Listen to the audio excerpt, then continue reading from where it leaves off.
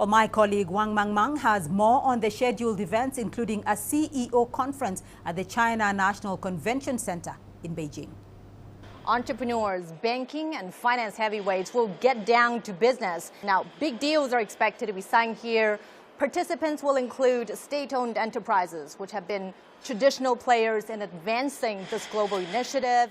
There will also be multinationals who, by working with Chinese companies in overseas projects or appearing in some of the supply chain of some of these projects, have had huge investment and development opportunities, gaining access to third-party markets. And of course, there will be SMEs who are eager to win new partnerships, supply orders, and increased needs for their goods and services. And now, a preview for tomorrow's 3 high-level forums will be held Wednesday afternoon, focusing on connectivity, green development, and the digital economy. Senior leaders are expected to attend these events, and if we take a closer look at the topics of discussion, it's not difficult to feel an evolving vision of the BRI, creating new meanings and taking on new missions over time. Green and digital are certainly the new focus as the BRI enters its second decade. And also on the agenda are 6 thematic forums that will run in parallel. The themes include think tank exchange, trade connectivity, a clean Silk Road, subnational cooperation, maritime cooperation, and people-to-people connectivity. It's worth noting that this is the first time maritime cooperation is brought up on the agenda. It certainly deserves all the attention as participants discuss ecological protection and sustainable development of the oceans. So, plenty of issues on the table as countries mark this 10-year milestone.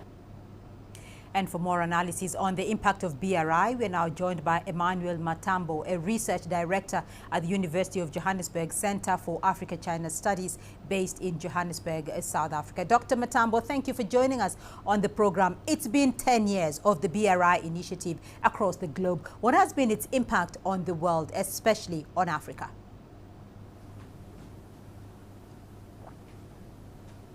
Thank you very much for inviting me.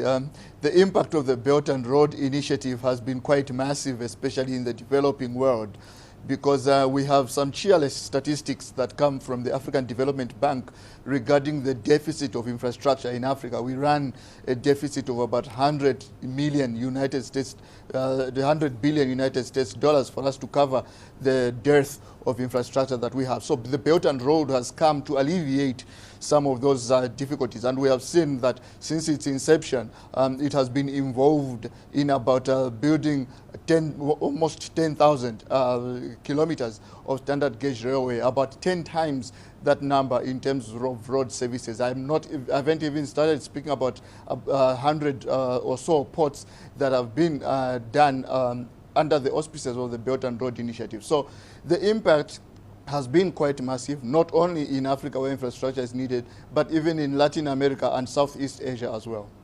And how does Africa continue tapping into the initiative to grow and improve livelihoods and economies, particularly at this point where the CFTA has come into fruition?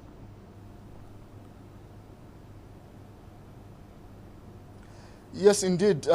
Individual African countries, about 52 of them have signed one or the other of the Belt and Road cooperative agreements. And then at the continental levels, where we have seen that the African Union has seized on the Belt and Road Initiative as well. That demonstrates just the confidence that the African continent has in the Belt and Road as one of the facets that can help Africa to overcome its infrastructural challenges.